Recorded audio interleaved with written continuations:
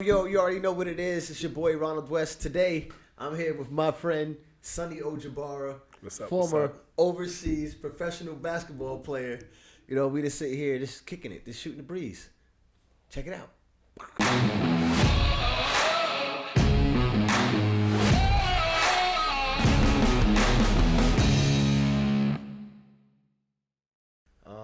Tell us a little bit about some of your travels overseas. Okay, well, you know what I mean? My travels overseas is very different than anybody else.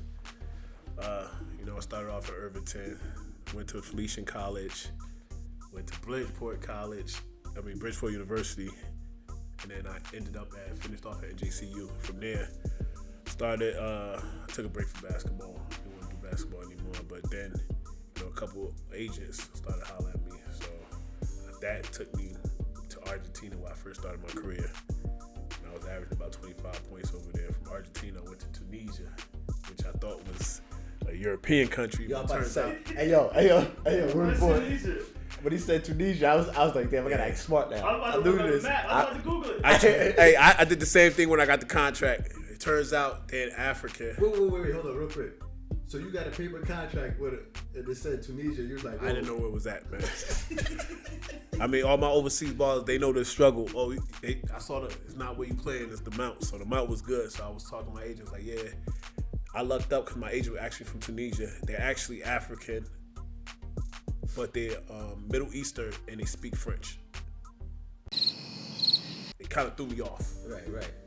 But it's literally like a couple. I think it's close to Morocco. But it's in Africa. Right. So from there, I went there. I actually played in Syria too, right before the war. I was in Syria. I was in a city called Hama City. Very nice place, man. It was great. Basically, U.S. Embassy told me, listen, something about to go down. You need to go. I didn't hesitate. I left. But probably a month after they started fighting. Yeah, I mean, everybody knows the rest of the story. And then from there, I went to a couple other places too. I was in DR. Played in Mexico. I was in Egypt. Egypt was the best country I've been to in Egypt, man. Yeah, I see a lot of the pictures. Yeah, man. Literally, I wake up every morning and look outside the window. And I see the pyramids, man. I don't know why I tell y'all a story, man, but first day I got to Egypt, first thing I was like, y'all gotta see the pyramids. I got there at night, man. One of the teammates was like, I'll take you in the morning. I was like, no, I don't want to go. He's like, no, I'll take you in the morning. So couldn't sleep. I was amazed to see the pyramid. Now, I just think it's the little, the pharaoh and the three pyramids, right? I get over there. First of all, when you get there, they put me on a horse. The horse like 20 pounds less than me. So I get on the horse. The horse go, I'm like, nah, B. So they finally got, now picture, I'd never been on the horse before. You know what I mean? He put me on the horse. The horse said, I was like, nah, get me off. So they put me on another horse, and the horse like, all right, the dude like, oh, that's Michael Jackson. I'm like, nah, that's a horse. He's like, no, his name is Michael Jackson. I'm like, all right then. So he basically gave me a quick, you want to go left, you pull this way, you want to go right, pull this way, you want to stop, pull back. I was like, all right, I got it. yo, you really riding a horse? And then nobody show you this, but it's in the middle of the ghetto, like in the hood, like slum, before you get to the pyramid. So you got to walk through it. Now me, only probably black dude they ever seen in like the last 3-4 years. I'm riding a horse, they just looking at me eyeballing. I'm like, I ain't even worried about it. I'm like, yo, don't fall off this horse. That's a bad look. So we get to, it's like a big gate open up. And then I'm looking like, I see like 9 pyramids. I'm like, bro, this is ridiculous. I thought dude doing a little tour. He's like, oh, you want to try the camel? I was like, yeah, I'll go to the camel. I go sit down. The camel stand up. I'm like, nah, get me down. I was like, get me down. Yo, it is high, bro. I'm like, nah, get me down. So he like, all right, we put me back on Michael Jackson. So we going. I'm thinking we going to, go do a little lap. And I'm like, yo, it's the pyramid. Yo, you look, it's the desert. It's nothing but desert down there. So he like, oh, okay. I'm thinking we just gonna go a little pre-lap and that's it. Tell me why. We start going up the little, I don't even call it Sand Mountain. We start going up the Sand Mountain. So we going up through there. Bruh, before you know it, I'm at the top of this big mountain, big sand mountain. I'm really on the horse. So right there, like by the sides of the cliff. And my horse start drifting to the right. I pull it to the left. He start drifting to the right. I pull it to the left. He start drifting up. Pull it to the left. I'm like, oh man, nah. They gotta go. So we got over there. It was good. I took a lot of pictures, man. I'm sure you guys gonna see the pictures. But yeah, Egypt was the best experience. Guys was cool. I had a 7'3" center. Ridiculous. 7'3"? 7'3". He was Egyptian, and I keep on forgetting because when I was there, I was more towards my end of my career. I was 33, but I was feeling good though. How was it like to play a professional sport for that long? Man, but you know what it is though? A lot of people, like, I know everybody have NBA dreams, and I trust me, pursue your NBA dreams, but when you're in a different country, it's the same thing, but the amount of love, you know what I mean? Like, I see how people go crazy for the soccer. You see how, imagine that for basketball fans. They go crazy. It's nothing but love over there. Like, I've never been to a country. I never had any problems. It's always been love. Right. But it's like, it's surreal though. It's love though. It's love. You got to come back home and calm yourself down. You ain't nobody ask you for no autograph. Like, right. So it's different when you go somewhere in another country. You can't even go outside without having a kid run up to you, ask you for an autograph. Situation over there, I had a mohawk when I came, and the barber, you know what I mean, he's cutting all the other Americans' hair over there. So I'm like, all right, dude, go to this guy. He hooked me up though, but once I had the mirror, I saw it was a little patchy over here. So I was like, can you get it for me? I guess he must have heard me wrong, so he just went zoop and gave me the Mr. T. So part of me was like, I should cut it, but I'm like, nah, man, it get hot, cause it get hot in Egypt. Like, my dome gonna be burning. I'm like, nah. So I told him like, yeah, just shave it off, man. Before you know it, like 10 minutes later, look just like Mr. T. So I'm like, man, I went to the crib. I was like, man, I'm looking in the mirror like, nah, I'm about to shave. I can't do this. But we had a nationally televised game, so I'm like, all right, then I tough it out. So I went in the morning time to get breakfast. It's bad enough everybody look at me already. They really looking at me like. You got a picture of this, Mr. T? Yeah, I got it. Can we put a picture out on the screen? Put a picture out on the screen. Yeah. And I got a picture of the barber. He's smiling too, like, yeah, he did a good job. Nah, man. But so I get it there, and before you know it, I go for breakfast in the morning. So the game later on, I'm frustrated, like, y'all gotta cut this off my head. But by the time I get to the kid, tell me why it's like 15 kids with the same haircut. So now I feel obligated, like, yo, that's love. What? It's like 15 kids. So I was pressing for the rest of the year to keep it, though. So I kept it, though. But, bruh, when that first game, it was like dudes were scared to guard me. So I had about 43 that game. I had about 43. And I didn't even play the fourth quarter, I don't think so. So I was killing. Wow. That's amazing. That's amazing. So, I mean, like, it's a lot of experience. It's crazy, though. Actually, back to the pyramids, matter of fact, one of my guys, he played in Greece. So, you know, Greece is close to, it's like a 3-hour trip to Egypt. So, he came down for 24 hours. They had a break. So, basically, one of the team managers, I figured more than the more I was going, I found out he owned the company who cleaned the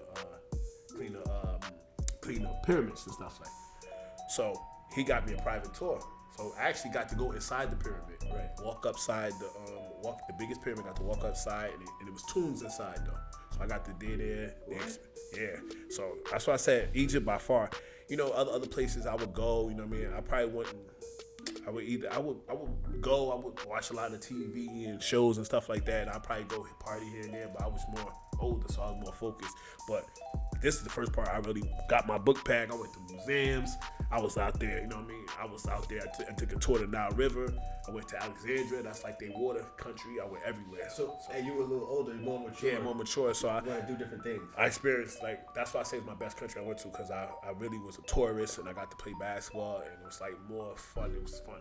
Right. It was like the guys on the team, they took me in like a brother, so it was like real fun. Sonny, that was good. And what I was really alluding to, and I wanted to know, because say word, we want to make a professional platform, and you were a professional player. I'm talking about the grind. Like I could see like the work and the amount of hours it takes to put it in practice and all of those things. Like, what does it take to be a professional? See, that's the point. A lot of people think it was easy. Like, I'm gonna tell you my story from jump. I wasn't supposed to be overseas. I don't have D1 thing. I wasn't no big player. I never went anywhere. I was a pretty great high school player, if you ask me. But college, I was mediocre. I never really felt my niche. And now that I went overseas, I look at myself like I didn't really put my 100% through college and stuff like that. It wasn't until I got overseas to Argentina and they got me a shooting coach and stuff. And I was like, yo, I could be good. And then once I figured out that, the sky's the limit. I just kept pushing it. I would come home after the season in May, would grind. Everybody talk about 2 days. I'm talking about 3 days. I would be 3 days, weight room. I even started doing pull workouts, started doing Pilates. I started doing yoga. Like it wasn't a joke though. Yeah. This is how I was gonna feed my family. So it was basketball, but it was more of a job. I took it as a job, man. And it's like any job, you don't put the work in, you're gonna get fired. So, and that's one thing about overseas. A lot of my overseas players probably know. If you don't, they will send you home. And if they do it type of ways, I just see people get home, sent home all types of messed up ways. Like an eviction notice with a ticket at the door. My point guard when I was in Argentina, ticket on the door. They didn't say nothing to him. It was a one-way trip back home. And if that don't give you motivation to do what you gotta do, I don't know what else will. What was that for? They just didn't like the way he's playing. Damn. And he was a good player though, but that's why I say you have to adjust yourself. For example, you work in a regular job just like you guys do. If a mic don't work, you're not gonna keep on talking the same mic. You're gonna adjust your mic, you're gonna fix it. Some guys are stubborn, like I gotta score. It's been time I never played point guard in my life. And I went overseas and starting point guard. Like you gotta make the adjustment. So that's why one thing I played 1 through 5.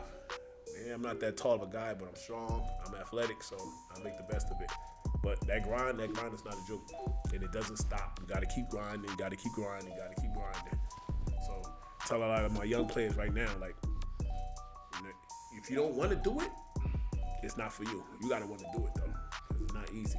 And by the way, not taller guy means 6'3". I meant to tell you guys real quick. Yeah. So make sure you know what I mean. That's not that tall of a guy. Real quick. Yeah, nah, I'm not that tall, man. But as you can see, I can throw it down. I've been dunking since 6th grade. So it's athleticism, it's the African in me. What can I say? That Shaka Zulu in me.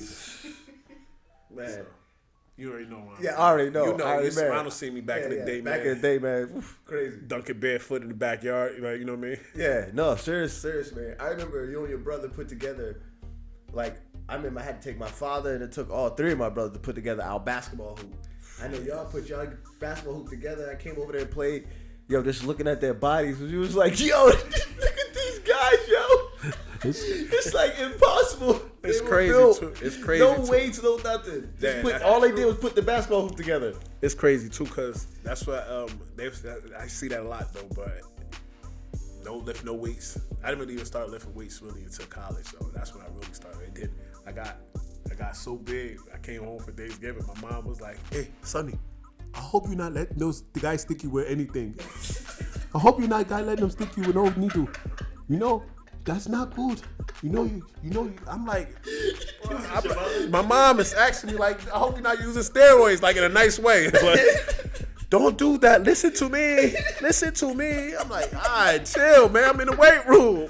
Yeah. Yo, so basically, my freshman year, I redshirted my freshman year.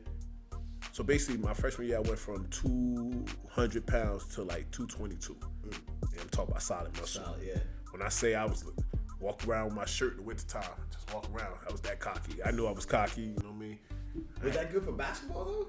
It never bothered me. Never bothered me. If anything, it helped though, cause you know what I mean. Like I said, I'm not a big guy, but I used to be dunking on some big guys. What was my man back in the day that was it Corey Maggette? Am I right? Yeah, I had the Corey Maggette body. Corey was cocky as hell. Yeah, I had that Corey Maggette body. You got a Corey Maggette body. Ooh. Yeah. It was crazy too, cause my freshman year, you know how I don't know how they do it. I know in football colleges they have to sign up the weight who could bench press the most. I was doing 305 like 10 times, and the record was 5. And that was my freshman year. I was that big. NFL compound list. Yeah, it was. I did the what's the 245s? It's 225. 225. I did that about 30 something times. Oh, that's the NFL compound. Yeah, I did. Yeah. So, but I went to D2. Felicia was D2 school, but it was more of we had like D1 coaches or D1 coaches mindset. So when I got to D3 school and they was like practice 1 time a day, I was like, okay, if you want, that's it. You know what I mean? So that work habit that I got from Felicia, waking up at 5:30 in the morning, practice to, you know what I mean? Jersey City was like, it was more laid back. You know what I mean? We had a good team. Everybody was talented, but I had that in my mindset. I still got to work hard, still got to work hard, still got to work hard. Yeah. So when I got overseas, practice was nothing to me. It was nothing. Practice was nothing. Oh my God, yo, the basketball. I think maybe one time I played against y'all in the backyard basketball. Yo, let me tell you Do something. well. No, the level. Yeah, let me tell you, yo, but let me tell you, the level is totally different. Like that's what I'm saying. What is it like to be a professional basketball player, and constantly playing at that level? It's a leaps and bounds level. It's totally different. Like any little dribble you get, they picking it. That's easy. And in the streets, you're not getting picked. But in real life, it's like playing a video game on a hard level out of nowhere I don't think and seeing the people difference. understand that skill level. Ooh. That's true. From that level, It's even totally from your different. average person at home playing basketball. Yeah. And when they look at television, they see catch overseas. He didn't make it to the NBA. He's garbage. Dude, do you not understand Right. that level he's at? Yeah. Put it this way: somebody in the NBA that can't play defense, they'll pick you every time you dribble the ball. That's how it felt. And it's just the strength. This touching the piece, true. this touching the arm, it's like, yo. It's real over it's there. real. Yeah, Hey, it's it's totally crazy too, cause the refs over there, they look at me. I remember I was playing in, I think it was Chile, and it was a 7-footer from Brazil, and I lost my marbles that day though. But he basically was like fouling me every time I went to the hole, and it's different when you get fouled from a 6'3" guy like my side. He was 7 feet, so his foul was hurting. So I was like third time in Spanish, like uno más, like tranquilo, está bien. I told him like calm down so you can hear me in English. And I told the ref said, "Oh, you're American, you okay?" That's what he told me. He brushed me off. So next time I went to the hole, he just clobbered me. So I stayed on the floor like, man, listen, if I hit this dude, I'll probably get sent home. But if I, you know what I mean? It's like, I got something for him. I got up real slow, went to him. I flinched like I was gonna hit him. He jumped. I was like, all right. So next time I went to the hole, I went to do a Euro step. He went to go swing him again. Because I guess his coach was like, oh, just get the American, just be physical with him. He don't play physical. That's what they called you, the American. That's what they say. So I went to a Euro step, but I let my knee accidentally slip and hit him in the nuts. And the ref was like, "Oh no!" He gave me a tech. Over there, you get fined. So I was like, "Okay, that's worth $100. That's the best $100 I spent." Yeah. So next time I went to the hole, tell me why they cleared up like the blue sea, man. It cleared up so clear, man. I just punched it. I was like, "Okay, that's all it takes." Man, we played every team 2 times. The next time we played them, I gave them about 35. They ain't want no smoke. So I guess, you know what I mean? A lot of that overseas thing, everybody, like you say, he said, everybody thinks it's easy. It's not easy. But think about it. How many people was in college? Not even D1. Just talk about D1, D2, D3. How many people go professional? Right. Now, even professional here in like the States and stuff like that, it's still professional teams. But how many people do it? That is like a 0.5%. You gotta think about it. You gotta think about how many colleges this are. Every college have a basketball team, right? Right. No matter they good, think about it. It's 12 to 15 people on that basketball roster. Times that by the schools. Now you gotta think about it. How many people of those people even go pro? Not the NBA, I'm talking about just pro in general. So that's why I look, it's a blessing though. You know what I mean? I take it as a blessing. God was with me, so I take that as a blessing. Nobody can never question my resume. I don't care if I played with Manny Pacquiao in the back with flip flops. Yo, I'm across the water and they give me I'm getting paid to play basketball. Wait, hold on. we gotta delve into that one a little bit. So Manny Pacquiao's from the Philippines, right? Yeah. So there were people his height playing basketball professionally. I actually, Manny Pacquiao is a professional basketball player. He owns a team over there that he plays on. Really? Yes. No cap. No cap. Yes. Go look at the film. that. Yeah, go. Oh, Please pull that up. Manny That's- Pacquiao, and he got the ugliest jump shot since what's his name since Michael Gilchrist. it's Sean Marion. Oh, way uglier than Sean Marion. But he nails him. He be hooping. Who gonna tell him not? He the owner. So Manny Pacquiao, boxer, owner of a basketball team, politician. Yo, talk about not living in boxes like I love. Oh my God. Yeah. But the first time I saw him, because I think one of the guys I know, Romeo Travis, he played with LeBron in high school. Okay. Yeah, he played over there, and I remember seeing on his page, and I saw Manny Pacquiao had a team down there in the Philippines, though. But even Philippines, they're a good league. They some tough players out of Right. there. Wow. Yeah, Wow. So one of the things today that I definitely took from this conversation is the professionalism, like being a professional athlete overseas, just playing, the grind, the practice, and what it took to constantly be your best every single day. And a lot of times, if like normal people, you work a 9-to-5 job, everybody's what I call BSing and shooting the breeze, and nobody's ever really being the best at whatever position they're being. They're not really being professional, and a lot of things get lost there. And then you have people that want to go into other careers and do things for themselves, and there was no barometer. They were never ever professional in anything they've done, and then lost. Yeah, that's actually true. The one thing about it that I can say about being overseas that helped me, like right now, I own my own business. I don't work for anybody. I'm a boss, but when you're a boss, you have to take care of your workers. You can't be out here lollygagging, because when it's the 15th and the 1st, your workers gotta get paid. So that situation, no matter what the situation, you know how to grind. You gotta know how to take responsibility. If you work a 9-to-5, and I mean, don't get me wrong, people that work their 9-to-5, they get it in. It's not, I mean, I'm not talking to everybody, but it's some people, like you say, they get stuck in that little cycle, and you never hold yourself accountable. So, whatever. Can we get out of here? Looking at my job, I'm looking at the clock. I gotta get out of here. Right, just half-assing it basically until you basically retire or whatever. But you don't have your business. You gotta hold accountable. So you gotta hold yourself accountable. Now I have people that work for me. I can't okay, well, I'm not doing this. They have to get paid. They got families. So basically, with that situation, you learn that your accountability. You know what I mean? When it's your own job, you don't care. But when it's your own, that you built with your own hands from scratch, Right. you care more. Right. So Totally that's different. true. Yeah. Wow, that's totally different. So like the same situation. Like right now, I own a mentoring service for kids. We help at-risk youth in New Jersey. We help them when they transitioning from detention centers or programs. We help them transition into the community. So that job right there started from something else. I just wanted to give at-risk, children, at-risk youth, a chance to get the same training as basically a kid would from West Orange or somewhat more privileged. So we know we have a lot of talent kids over here, but they don't have nobody, stirring them. Because even with me, I felt if somebody would have got me earlier, I could have been in the league. I was skilled, but I didn't know how to work hard. Yeah, I just skipped a whole bunch of. Yeah. But David, that situation, like that athletic thing, it's a gift and a curse. Because you could make it a curse if you just settle. If you just settle with the athleticism, it's only gonna get you but so far. And I was doing it. I'm not gonna lie to you, I was doing it. College, I was doing it a lot in college because I just knew I was stronger than everybody. I was playing the freaking 5. Here go my coach that recruited me, Jacobs and Felicia, recruited me to play the 5. Oh, you want to be my baby Ben? Gonna be my baby Ben. Baby what? Ben Wallace. Oh yeah, you gonna be strong then.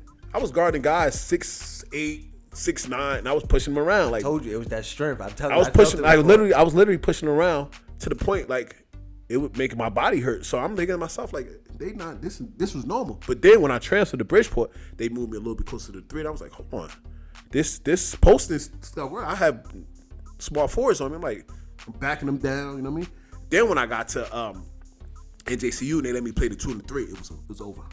Like I was posting guards up like Mark Jackson down the paint. I had post moves, so it was killing. So small. Yeah. Then when I got overseas and I started playing point guard, it was a whole different. It was just crazy. Like the coaches were actually running new plays for me to be able to post guys up in the point guards. And they have all the little guys guarding you. I'm the biggest one. 6'3" point guard over there. That's crazy. The point guard is like 5'5", 5'6". The point guard, I was like, I was eating. So that's when I let that. It was bad though. Some games it was bad though. It was one game in Egypt I had like 68 points, and I looked at the score. I looked at the scoreboard, and you know how the book got the check, and it's not in English. I know the letters, Arabic letters. You see, it's my name. I'm like, yo, how much I had? He's like 68. I was like, oh, all right. So I'll take it. Wow. But it was like, but you got to. It's this whole point. You got to. Even though you got it, you still got to work. You know what I mean? It's just like a baseball player. You have a swing, but if you don't work on your swing, it doesn't matter. You got a power swing. You know what I mean? You just got to work on it. So it's good not to get comfortable in that box. You got to expand, and that goes for everything in life too. Though I don't think that I take that into my business right now. Yeah, we're doing mentorship, but eventually we're gonna expand. help youth with therapists, BAs, and stuff like that. Just more mental health, because a lot of mental health is now due to COVID. A lot of kids that, you know what I mean, special needs, they need it more now, though. Right. So we don't have enough of programs and businesses like that. So that's gonna be the next thing. But like I said, I started with the training. Now I'm doing the mentoring. Now I want to expand. You can't get comfortable in one place. You know what I mean? So take that from basketball, moved it over to real life one. You know what I mean? Right. So basically, that's one thing I say. Just can't get comfortable. Add it up.